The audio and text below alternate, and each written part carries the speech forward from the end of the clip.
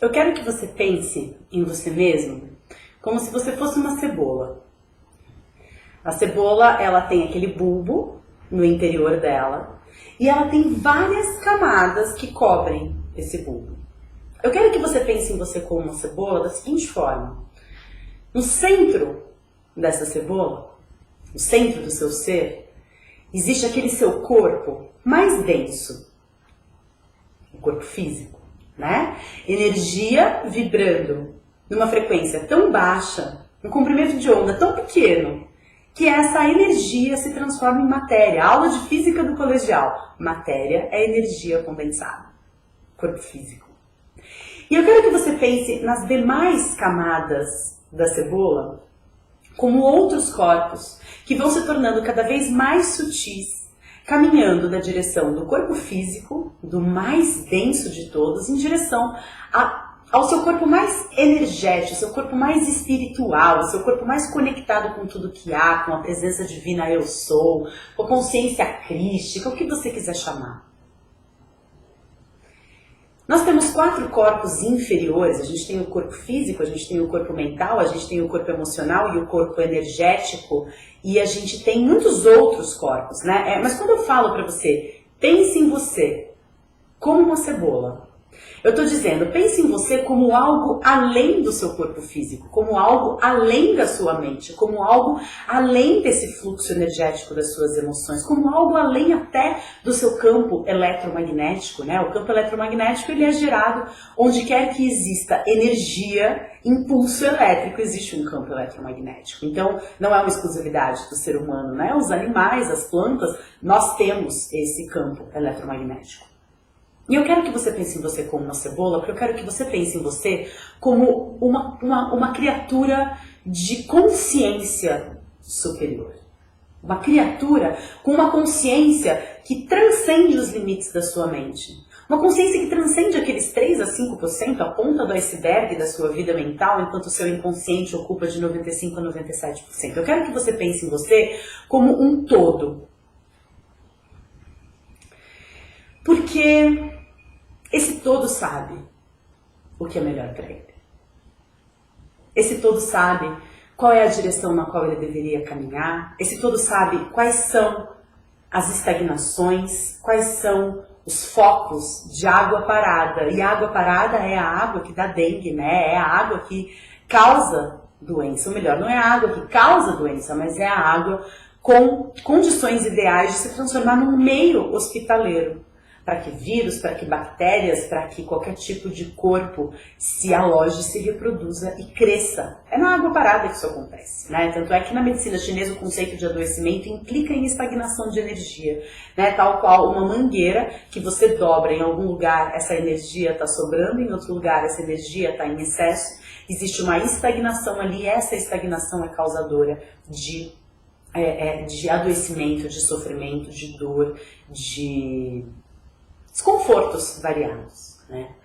A gente sempre sabe aquilo que a gente precisa fazer. O que existe é uma voz mental que diz que a gente deveria estar fazendo uma outra coisa, ou que diz que a gente deveria estar aproveitando melhor aquilo que a gente tem, ou que diz que não, mas você está sendo mimado de agir dessa forma, ou que diz todas aquelas crenças, né, que eu venho nos últimos vídeos trabalhando um pouquinho, a questão do não se pode ter tudo, a questão do nem tudo são flores, a questão do tá bom demais para ser verdade, né, nem a vida não pode ser perfeita, e todas essas outras crenças que de uma forma ou de outra limitam o nosso potencial, restringem a gente a estar num lugar em que a gente tem que se conformar com aquilo que não tá bom, a gente tem que se conformar em fazer aquilo que muitas vezes o nosso coração não pede. Eu passei por uma situação, nesse último final de semana aconteceu aqui em São Paulo o Simpósio de Saúde Quântica, foi uma oportunidade muito interessante de estar com outras pessoas que enxergam o mundo através de olhos muito semelhantes aos meus, mas a verdade é que eu estava muito cansada, eu vinha de 2 semanas, né, de trabalho intenso, e no outro final de semana tinha acontecido Namastê aqui em São Paulo, em Extrema, né, em Minas Gerais, pertinho de São Paulo, e eu estava naquela sede de querer estar com a minha família, de querer ter um final de semana tranquilo com meu namorado, de querer caminhar, fazer minhas meditações, ticum, tomar sol, pisar, né, descalça na grama, descarregar os íons positivos. Eu estava nessa vontade, né, mas tinha o simpósio de saúde quântica. E aí a minha mente me dizia, né, Mas escuta, você não pode perder essa oportunidade, né? Tantas lendas da saúde quântica reunidas, Masaru Emoto, Lair Ribeiro, Amit Goswami, Uma Krishnamurti, tantas outras pessoas, Robert Rapé, como que você não vai estar num evento como esse, né? Como que você vai deixar passar essa oportunidade? Eu realmente já tinha feito a minha inscrição desde maio, então era uma coisa que não foi uma inscrição em cima da hora, empolgada que eu fiz, né? Eu fiz empolgada em maio, e conforme o tempo foi passando, os acontecimentos foram se sucedendo, eu estava cansada, né? Estava bastante cansada. Mas, né, simpósio de saúde quântica, vamos lá, não pode deixar passar essa oportunidade, você já fez a inscrição, não pagou barato, né? Tem pessoas que estão indo porque você entusiasmou de alguma forma, e lá fui eu para o simpósio de saúde quântica, né? E eu não vou aqui entrar em detalhes sobre organização ou o que quer que seja, mas o fato é que chegou uma hora ali naquela sexta-feira, era sexta, sábado e domingo o dia inteiro, chegou uma hora ali na sexta-feira que tudo que eu queria era voltar para casa, eu estava cansada. E assim, não é querer me gabar, mas nada do que estava dizendo ali era especialmente uma novidade para mim, né? As pessoas que estavam ali era muito interessante pelo fato de serem lembretes de coisas que já existiam dentro de mim. E eu cheguei em casa na sexta-feira bem cansada e com vontade zero de sábado. Mas aí aqueles valores, né, da mente, as crenças, não, mas você já pagou. Não, mas você não pode ser assim, mimada, né? Criança livre, mimada, não tá a fim de fazer, vira e fala, não faço e pronto. E eu fui no sábado, né? Eu fui pra, quando chegou 2 horas da tarde, pensar realmente assim, olha, eu só vou continuar aqui até o final do dia do sábado. Porque tá mais fácil de eu ficar e pegar carona pra ir embora do que ir embora agora pelas minhas próprias pernas. Porque, de repente, eu me vi naquela situação em que eu estava cansada, ouvindo lendas, pessoas incríveis, mas lendas da saúde quântica me dizendo que para estar em harmonia comigo mesma e com o universo, e com o cosmos, e colocada, né, inserida nessa frequência da cocriação, da manifestação, da lei da atração, de criar a realidade que eu queria ver manifestada, eu deveria fazer exatamente aquilo que eu estaria fazendo se eu não estivesse lá. Eu sabia disso. Meu corpo sabia disso. Eu estava cansada de 15 dias de trabalho. Eu não vou dizer estressada, porque eu acho que eu de fato, gratidão ao universo, por isso eu não chego no ponto mais de estar estressada. Eu acho que eu alivio a tensão antes do estresse se instalar. Mas de um modo ou de outro, eu sabia que eu tinha que fazer aquilo. Mas eu precisei vencer os limites do meu corpo físico, levar o meu corpo físico além do que ele me pedia para que eu levasse, para estar ouvindo pessoas incríveis me dizerem que aquilo que eu queria estar fazendo naquele momento era o correto. E aí eu te pergunto, quantas vezes, né, você não se pega nessa situação de sabia que eu tinha que ter feito aquilo?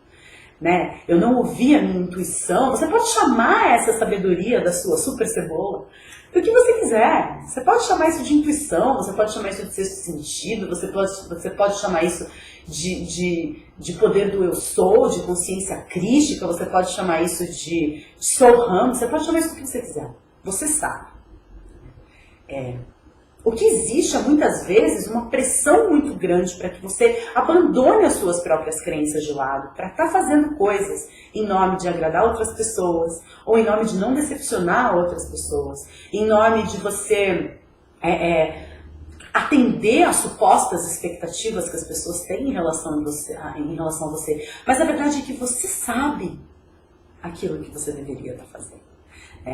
Isso para mim tem sido realmente um aprendizado muito grande, e eu só venho aqui compartilhar das minhas experiências com vocês, não é para tentar fazer o meu modelo ser o seu modelo, mas a verdade é que não tem nada de errado da gente ser a gente mesmo, não tem nada de errado de eu chegar aqui e falar para vocês coisas que acontecem na minha vida, não tem nada de errado vocês perceberem que tem um jeito de estar mais conectado com vocês mesmos.